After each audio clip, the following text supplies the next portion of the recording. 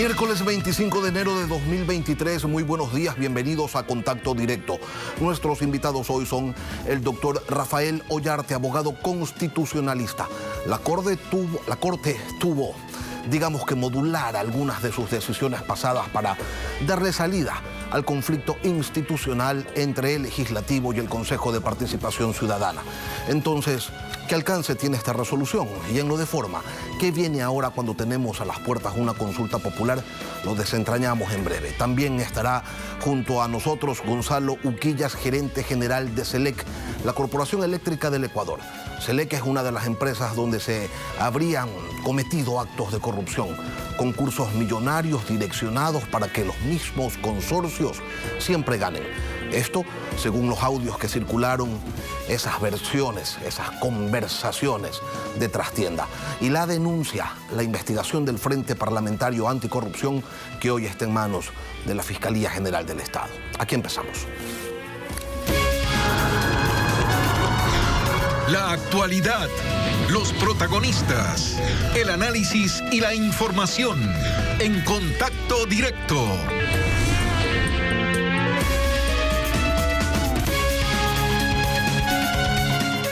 Por incumplir deliberada y sistemáticamente la sentencia de la Corte Constitucional que ordenaba de manera célere designar al vocal del Consejo de la Judicatura que debía presidirlo, el alto tribunal resolvió destituir a los siete vocales del Consejo de la Judicatura. ¿Cuáles son los alcances de esta resolución? Lo vamos a analizar hoy con el doctor Rafael Ollarte, abogado constitucionalista. Buenos días, doctor, bienvenido a Contacto Directo. Buenos días, don Lenny, un placer estar con usted, con todos los amigos de Contacto Directo. La Corte ha fallado en el sentido que usted anticipó, doctor, al destituir a los 7 consejeros de Participación Ciudadana. Pero ¿cómo se explica que antes la Corte le dijera al doctor Álvaro Román, usted no puede presidir la Judicatura porque no fue propuesto por la Corte Nacional de Justicia? Además, no lo podemos tocar a Fausto Murillo por las situaciones jurídicas consolidadas. Y ahora le dice, vaya nomás, doctor Román, hágase cargo un ratito, no importa el señor Murillo, no importa que haya sido propuesto por la Fiscalía, que después cuando escojan una terna o de la terna, lo reemplazamos. ¿Cómo es esto, doctor?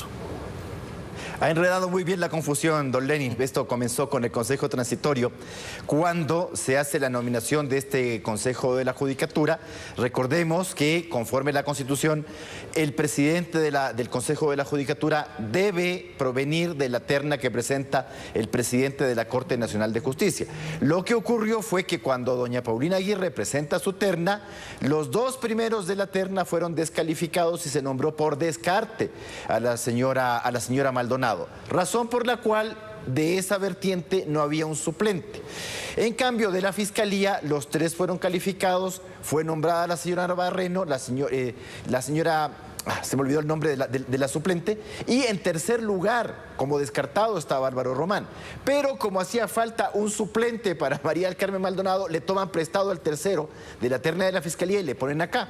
El problema era, nos decía, si falta María del Carmen Maldonado, ¿puede Álvaro Román reemplazarle definitivamente en la presidencia? No, porque no provenía de la vertiente Corte Nacional de Justicia. Y eso es lo que dice la Corte. Entonces, conforme el Código de la Función Judicial, temporalmente tenían que designar un encargado en la presidencia, en este caso Murillo, hasta que se haga la designación de vertiente regular. Usted sabe lo que pasó. Es decir, ahí comenzamos a estorbar el proceso de designación de la vertiente terna del presidente de la Corte Nacional de Justicia. Algunos dicen, y yo creo que es así, con la intención de que el señor Murillo se quede en el cargo porque resultaba harto cómodo al gobierno. Pero, doctor, y la Corte modula la norma, modula su propia resolución anterior. Y aquí hay una digresión, permítame, doctor Ollarte. O sea que la Corte Constitucional sí puede ir más allá, sí puede aclarar, modular sus propias sentencias, y que en la práctica sería un lavado de manos lo que hacen cuando no determinan con claridad cómo se tienen que otorgar las medidas cautelares, las acciones de protección, o porque no sancionan a los jueces que contra su preclara explicación, tan preclara que cada quien lo interpreta como mejor se tarife, se abusan de estos recursos, doctor. A ver, vamos, primero la Corte sí puede modificar las medidas reparatorias, tanto en acción de incumplimiento de sentencia, como en este caso cuando se refiere al procedimiento de verificación del cumplimiento del fallo de la propia Corte Constitucional. En este caso, ¿por qué lo tiene que hacer? Porque ya se ha verificado de que la intención que tuvo el Consejo de Participación Ciudadana a través de su presidente, el señor Ulloa y compañía, era no hacer el nombramiento. Porque recuerde que la primera terna es desechada porque algún candidato no cumplía requisito. La segunda, porque alguien estaba inhabilitado. Esto no ocurrió con otras designaciones en las que incluso se nombró, como decimos entre comillas, sin terna, porque te descalificaban, por ejemplo, para superintendente a 2 candidatos y nombraban por descarte. ¿Cuántas veces hizo eso el Consejo de Participación Ciudadana? No estaba bien, pero ya lo había hecho. En este caso se empiezan a poner rigurosos, pero ya desechar la tercera y cuarta terna ya fue excesivo. La tercera terna diciendo, es que no proviene del Pleno sino del presidente. Siempre los presidentes de la Corte Nacional presentaban las ternas, pero no, usted no, señor Saquicela. Y la cuarta ya fue una payasada indicando, es que ya no tengo los votos, entonces no quiero designar. Entonces, ¿qué hace la Corte? No podemos mantener esa situación de hecho, que es un incumplimiento de un fallo de la Corte, es un módulo. Señor Román, entonces hágase cargo usted de la presidencia del Consejo de la Judicatura y continúese ahora sí el proceso de designación. Y los reemplazos del Consejo de Participación tienen que hacer el nombramiento bajo las mismas prevenciones de incumplimiento. Verá que la Corte sí dice, vamos a seguir con la verificación. O sea, no es que llegan 7 nuevos, los suplentes, no me refiero a los del 14 de mayo, sino los suplentes, y me van a dejar esta cosa ahí votada. Si lo único que falta es votar por la última terna presentada por el presidente Saquicela. Pero vamos a ver si llegan pues esos suplentes, doctor. Estamos a 2 semanas de que haya una elección y lo cierto es que ni la Asamblea los posesiona y muchos de ellos no quieren ya formar parte de este organismo de lo tan desprestigiado que está. Pero es que no es eso, ya la elección se hizo mal en el año 2019 y ojalá que no hagamos mal también, aunque vamos por el mismo sendero porque no se han hecho los debates otra vez. Vamos a elegir en 2023 un consejo de participación igual que en el año 2019. Cuando lleguen ahí nos vamos a percatar de quiénes son, sus heridas, sus lacras, sus cosas y vamos a comenzar a hacer lo mismo. Yo creo que sí hay gente todavía porque las listas para consejo de participación en la elección del 2019 eran más grandes que para la elección 2023.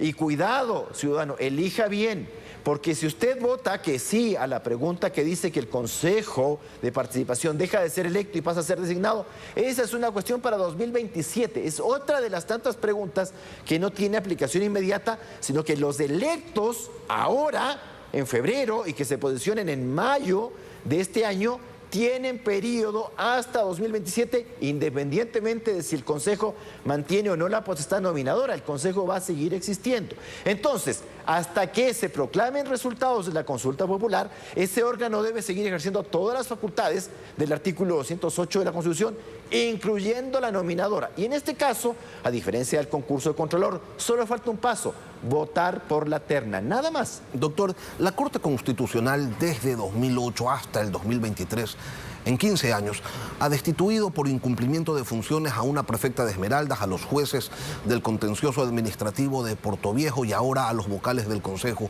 de Participación Ciudadana. ¿Cuál es la razón por...? No, se hizo... ¿Qué más? Se hizo una en el año 2010. Una de un señor que tenía el favor de la Corte Cervecera, uno que fue amnistiado, un señor que tenía una condena por violación de una niña de 12 años, que también propuso una acción de incumplimiento de unos amparos contradictorios y logró ahí unos terrenos en Esmeraldas. Ahí la Corte Cervecera destituyó a Raimundo y medio mundo. Lo que ocurre es que después hizo eso con una prefecta, la prefecta Yori, y de ahí dejó de hacerlo. La actual Corte, la Corte de 2019, recién tomó una decisión de destitución y se equivocó respecto de unos jueces del contencioso administrativo. Ahora, mire, nosotros siempre tuvimos el problema del incumplimiento de decisiones constitucionales. Con el Tribunal de Garantías Constitucionales, no sé si se acuerdan, los que somos mayores nos acordábamos del Tribunal de Garantías Constitucionales, al cual le llamábamos el Tribunal de Burlas, porque no podía hacer cumplir sus fallos. El Tribunal Constitucional anterior tenía hartas dificultades, incluso se tenía que hacer cumplir por vía penal. Había que extender la norma para eso. La actual Corte tiene todo el poder de declarar el incumplimiento, no solo de sus propios fallos, sino en general de fallos constitucionales, y tiene el poder de destituir. Lo que pasa es que no lo ha hecho, y eso ha promovido el incumplimiento rampante de decisiones judiciales. Si a eso usted suma que se mantiene el precedente de la Corte Cervecera, de que los jueces constitucionales no prevarican, eso hace que existan los jueces de la Concordia, de San Borondón, de Manglar Alto, Santo Domingo, Paján, etcétera. ¿Y qué está esperando la Corte Constitucional para actuar y para hacer que se respeten sus fallos? Sí se puede, sí se puede, sí se puede seleccionar. Esa mala explicación de que nada puedo hacer, ¿cómo que no? Tiene cientos de fallos para seleccionar. Tome un fallo en el cual tenga casos de jueces que han obrado sin competencia territorial. Esto de que usted puede presentar la garantía en cualquier sitio y no respetando las reglas del artículo 7 de la Ley de Garantías. En el lugar donde se produce el acto, donde este tiene efectos, no donde a mí se me ocurre y escojo. Recuerde que el caso del Consejo de Participación Ciudadana se produjeron 17 acciones constitucionales, es decir, la que concede este juez Lindao, que también deja en libertad a un sicario que mató a alguien y que fue condenado a 24 años de privación de libertad. Bueno, el señor es de la Concordia, pues el acto se origina en Quito, tiene efecto en Quito, ¿dónde tiene que ser impugnado? En Quito. Vaya y dígalo de una vez. Y también deje sin efecto ese precedente de la Corte Cervecera de que cualquier hijo de vecino puede presentar acciones constitucionales a nombre de cualquiera. Sí, si la norma era clara. Es que no se quiere entonces hacerlo.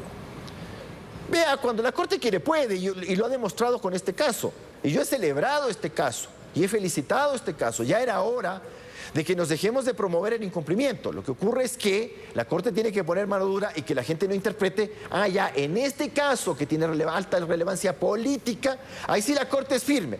Pero en otros casos, las acciones de incumplimiento se demoran 5 años o los autos de verificación no se dictan nunca. Vea que incluso en este caso, cuando le dicen al Consejo de Participación, dígame si ha cumplido, pasaron 5 meses y en un caso de alta relevancia política. Entonces, la Corte ha dado un buen paso, pero yo creo que con esto la gente exige más, exige que sea riguroso, no solamente en los casos trascendentales políticamente, sino en la del común de los ciudadanos y mortales. Y a propósito de la relevancia política, en la Asamblea Nacional, donde destituyeron antes a 4 vocales del Consejo de Participación Ciudadana, salieron pues ayer a decir que la Corte Constitucional con su fallo les ha dado la razón.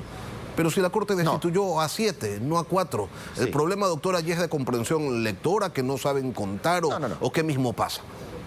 No, a ver, son dos cosas distintas. La Asamblea ha destituido por incumplimiento de funciones, no por no nombrar o por irrespetar este fallo de la Corte Constitucional. Son dos cosas distintas. Lo que pasa es que estos 4 consejeros destituidos, yo creo que tienen que haber sido los 7, pero la Asamblea destituyó solo a 4. Se van y se consiguen esa acción espuria en las cuales uno le devuelven al cargo. Un acto que además es inexistente. Y quieren comparar eso con esto. La decisión de un juez incompetente, la decisión desviada de un juez que además manda a colocar una placa que ni siquiera está dentro del ámbito. Si el juez no ejerce control constitucional, pues ¿por qué manda a colocar una placa que se refiere a otra cosa? Además, este tema de las plaquitas ya tenemos que ponerle un coto, ¿no? Ponga plaquita, disculpas públicas, que el banner, que la página web. Doctor, vea, la reparación de derechos fundamentales debe ser serio, no una payasada como se pretende hacer. Doctor, finalmente, la destitución de asambleístas como ha buscado pues el juez Lindao y como señala el doctor Hernán Ulloa que se debería conocer y resolver por parte de la Corte Constitucional por incumplir el fallo del juez de la Concordia, ¿cabe? A ver, primero tiene que activarse un procedimiento que no es el de verificación, sino la acción de incumplimiento de sentencia. Recuerde que ese fallo, curiosamente, todavía no se resuelve el tema de la apelación en ese tema de Lindao. Pero cuando la Corte revisa el incumplimiento de sentencias de esta naturaleza, lo primero que hace es verificar si esa decisión es o no ejecutable. Y lo primero que va a analizar la Corte es, ¿era competente este juez para hacer esto?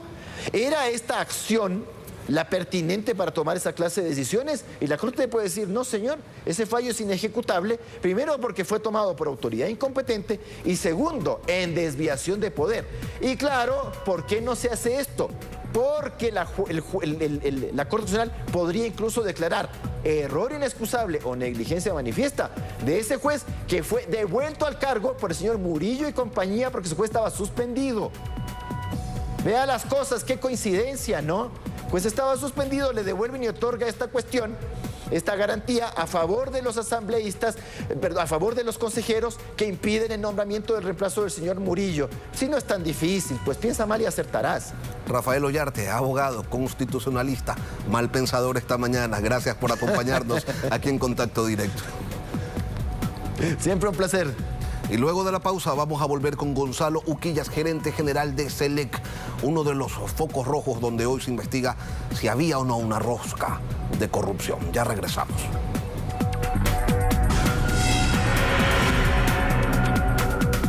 Gonzalo Uquillas debe conocer bien lo que pasa en la Corporación Eléctrica del Ecuador, empresa responsable de la generación de hasta el 90% de la energía que se consume en el país, así como de la operación del Sistema Nacional de Transmisión.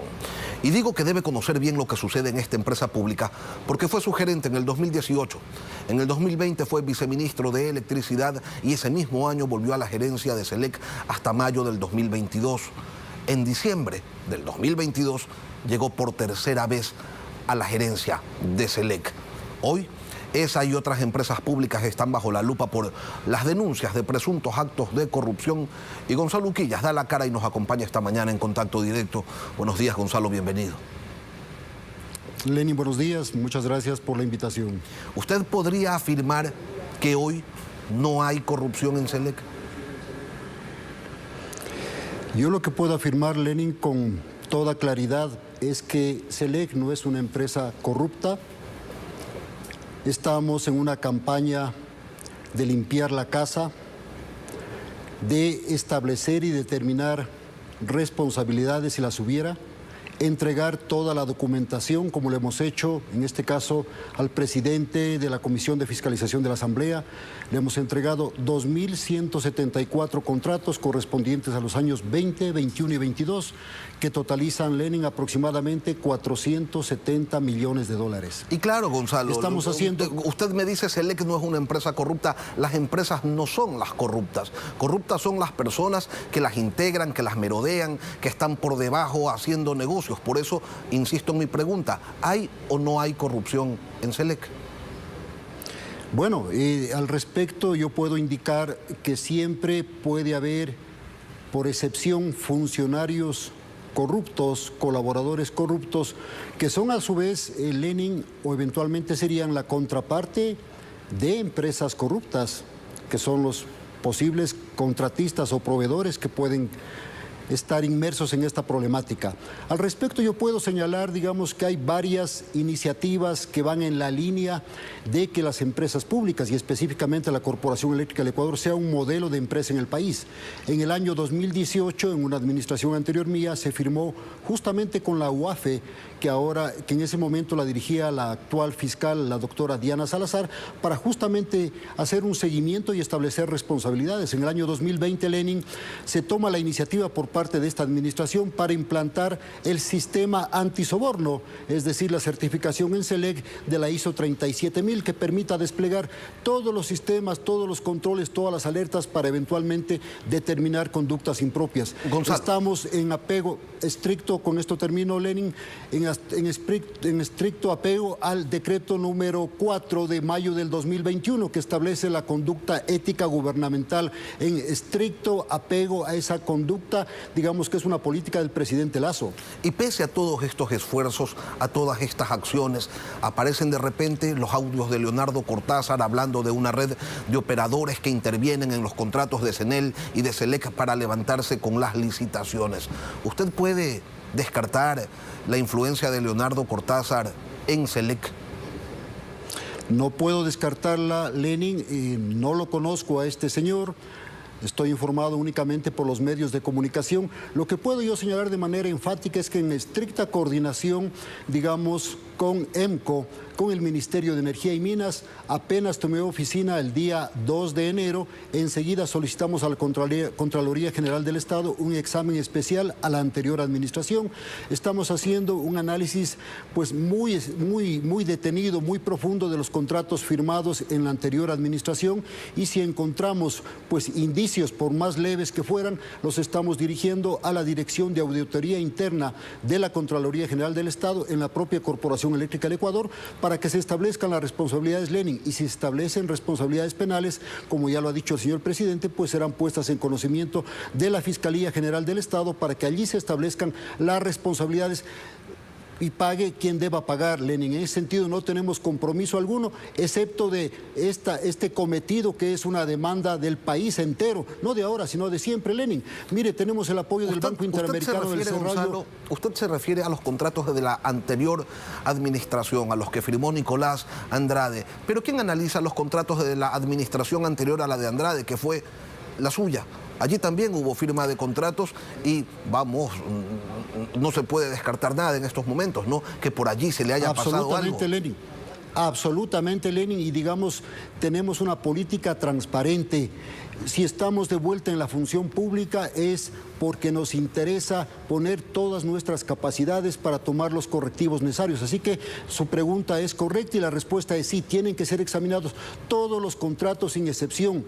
Todos absolutamente, es más, aquellos que provienen inclusive desde el año 2015 hasta la fecha, y que allí se establezcan las responsabilidades, incluyendo mi persona, mi estimado Lenin. Gonzalo, el Frente Parlamentario Anticorrupción entregó a la Fiscalía información parcial de contratos otorgados por SELEC, 1.694 contratos por casi 355 millones de dólares, pero esos no son todos. Y advierten los legisladores que hay una trama en la que participan consorcios relacionados societariamente entre sí que ganan de forma alternada los concursos. ¿Ustedes han logrado detectar aquello? ¿Esto es real? Yo creo que es posible que en algunos casos pudiera, digamos, darse ese tipo de situaciones. Sin embargo, en el caso específico de SELEC, yo creo que hemos sido muy cuidadosos en los procesos de selección, en los procesos de contratación pública, digamos, en estricta también coordinación con CERCOP, a través de licitaciones internacionales, transparentes, competitivas.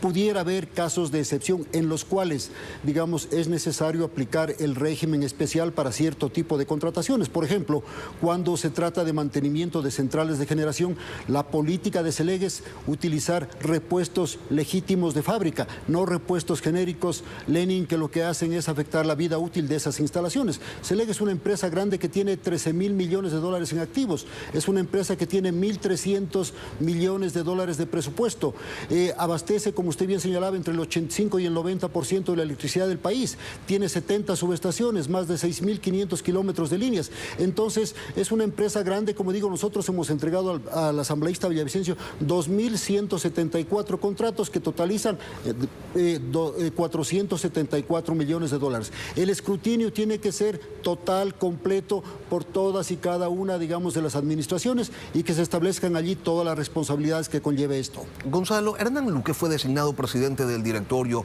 de la empresa coordinadora de empresas públicas en julio del 2021.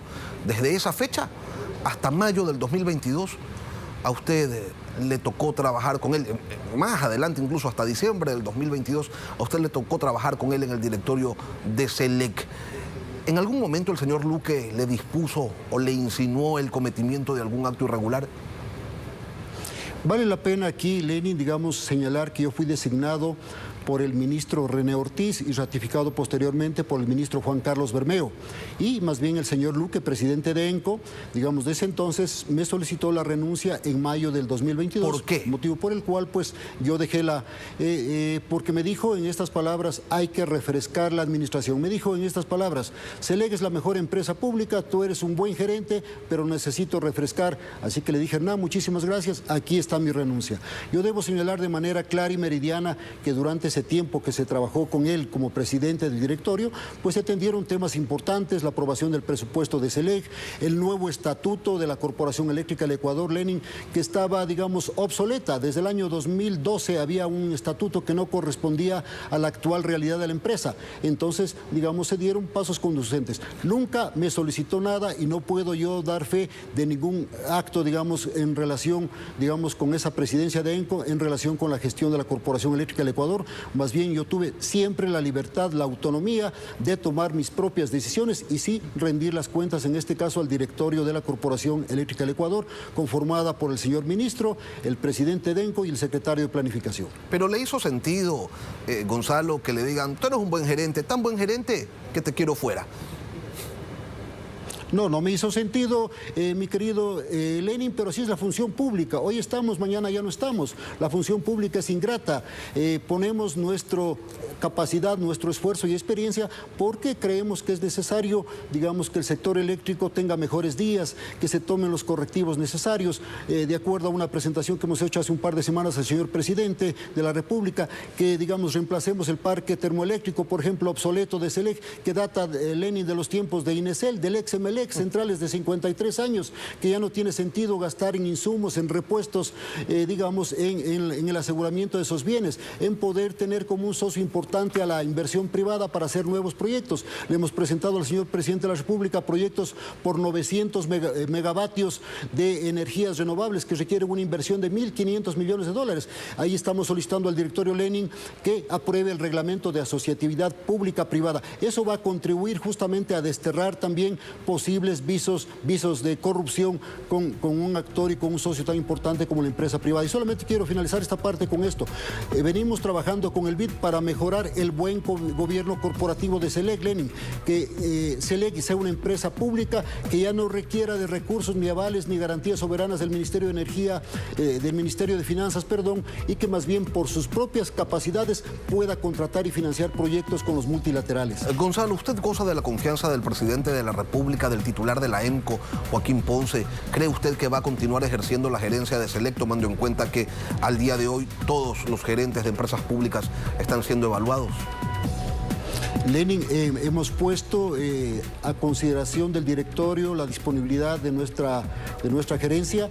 Estamos en espera de que el directorio, con toda la libertad, como no puede ser de otra manera, pues evalúe la gestión de todos y cada uno de los 13 gerentes de las empresas públicas, y pues ellos tienen total libertad de ratificar, removernos o cambiarnos. Sin embargo, Lenin, estamos comprometidos desde el primer día hasta el último día en la función pública a dar nuestras mayores capacidades y experiencias en beneficio del país, que eso es lo que demanda menos controversias, demanda paz, tranquilidad, inversiones, no estar pendiente del estiaje, sino que el servicio de energía eléctrica, que es un servicio público, sea bueno, de calidad y a un precio razonable. Y demanda también una gestión limpia, transparencia y sin corrupción. Gonzalo Quillas, gracias por acompañarnos hoy aquí en Contacto Directo. Es el gerente general de SELEC. Muchas gracias, Lenin. Y vamos a terminar aquí con las entrevistas porque las noticias continúan en Televistazo, en la comunidad. Que tengan todos un buen día.